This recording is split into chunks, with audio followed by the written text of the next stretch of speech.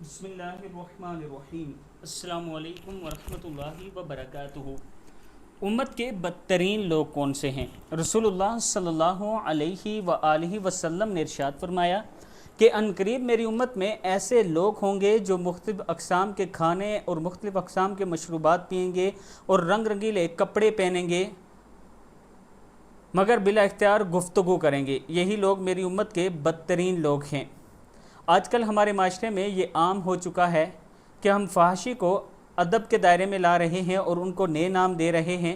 اس کے علاوہ ڈانس کرنا، اس کے علاوہ فضول باتیں کرنا، کسی کی اوپر کمنٹس کرنا یا کسی کے لیے پوسٹ لگا دینا جس کا آپ کو خود پتہ نہیں ہوتا کہ یہ صحیح ہے یا غلط ہے، ان تمام چیزوں سے بچا کریں۔ صرف اللہ اور اللہ کے رسول صلی اللہ علیہ وآلہ وسلم کے بتائے ہوئے اصولوں کے مطابق زندگی گزاریں، تب ہی ہم سچے مسلمان ہو سکتے ہیں۔